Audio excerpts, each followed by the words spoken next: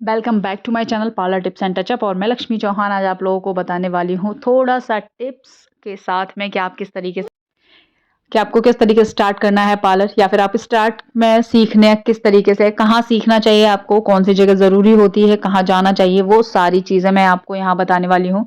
तो सबसे फर्स्ट काम होता है हमारा आईब्रो का।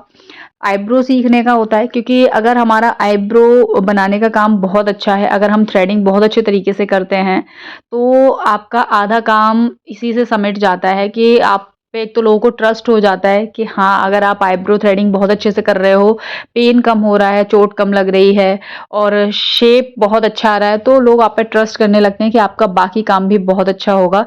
सो बाकी काम में इतना एफर्ट नहीं देना पड़ता जितना कि आपको एक तो आईब्रो में देना पड़ता है और दूसरा आपको मेकअप में देना पड़ता है।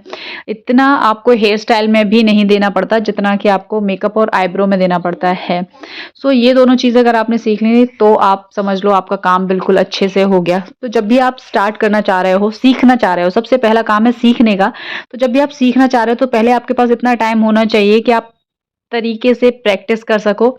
तो आप स्टार्ट करने से पहले अच्छे से कोई भी यूट्यूब चैनल देखिए जिस पे अच्छे तरीके से सिखाते हों, जहाँ अच्छे तरीके से आपको पता चले कि किस तरीके से काम करना है, छोटी-छोटी बारीक बताते हों। उसके बाद में आते हैं प्रैक्टिकल पे। बिना प्रैक्टिकल से आप सिर्फ यूट्यूब से भी नहीं सीख सकते, आपको कुछ टाइम के लिए क्लासेस लेने ही पड़ेंगी।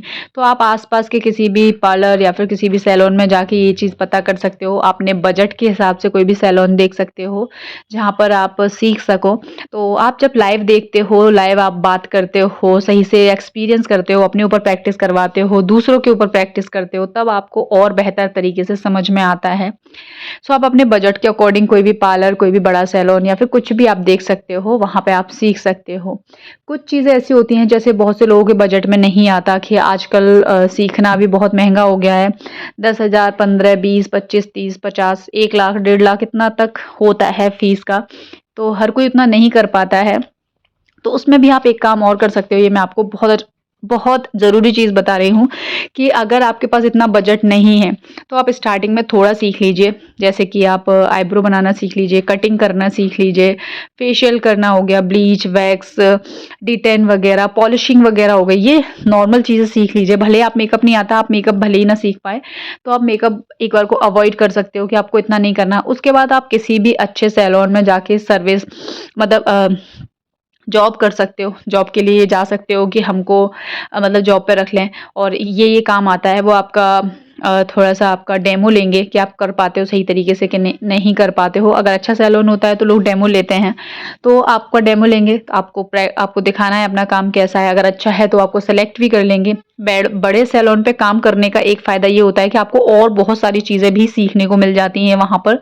कस्टमर को अटेंड करना भी पता चलता है कि बड़ा कस्टमर आपको किस तरीके से अटेंड करना है। कुछ टाइम आप जब वहाँ पे काम करते हो तो हर चीज़ का अलग-अलग वर्ज़न पता चलता है कि कटिंग के इतने तरीके भी होते हैं, इस टाइप से भी की जाती है, कटिंग को ऐसे भी करते हैं।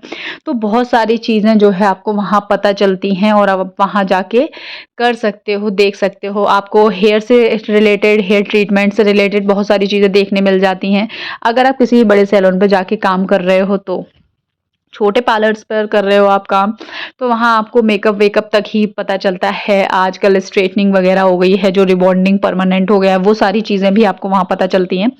बट आप अगर थोड़ा-सा सीखने के बाद कहीं अच्छे सैलून पे आप एक बार जॉब करके ज़रूर देखिए, उससे आपको बहुत कुछ सीखने को मिलेगा, बहुत कुछ। भले ही आप कुछ महीने कर कीजिए वहाँ पर, एक तो आपका हाथ बहुत अच्छे से सेट होगा, दूसरा आपको बड़े क्लाइंट से डील करना पता चलेगा कि कैसे करना है डील और किस तरीके का क्लाइंट आता है, कैसा होता है।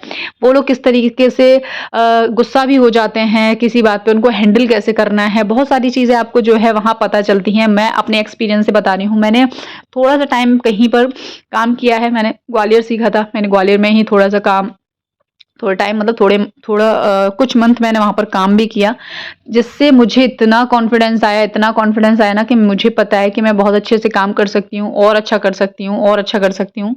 तो इसी तरीके से आप भी कर सकते हो। थोड़ा आप यूट्यूब से ज़रूर सीखिए, क्योंकि आप घर पे बैठे रहते हो तो थोड़ा टाइम यूट्यूब को दीजिए, वहाँ से आप सीखिए, थोड़ा-सा समझिए, प्रैक्टिस कीजिए। आप किसी और पार्लर पे जाके भले ही आप 2 महीने की, 3 महीने की क्लास लीजिए या 15-20 दिन की क्लास लीजिए, ताकि आपको थ्योरी पता चले, आपको सही से समझ में में आए और उसके बाद में आप कहीं पर जाके सर्विस ज़रूर कीजिए, ताकि आपको और सारी चीज़ें समझ में आएँ और उसके बाद आप एक बहुत अच्छा पार्लर खोलने के लायक हो जाते हो और आप एक अच्छा पार्लर खोल सकते हो और अच्छी सर्विस प्रोवाइड करा सकते हो अपने कस्टमर को। और धीरे-धीरे करके आपका पार्लर आपके काम की वजह से ग्रो भी करेगा, ये बिल्कुल 100% श्योर बात है। सो ये सारी चीज़ें मैं आपको यहाँ पर बता रही हूँ, अपने से लेके कि मैंने ये किया है, वही मैं आपको बता रही हूँ। सो अगर आपको वीडियो अच्छा लगा हो तो प्लीज़ लाइक कीजिएगा, कमेंट कीजिएगा और चैनल को सब्सक्राइब कीजिएगा। बाय, राधे-राधे।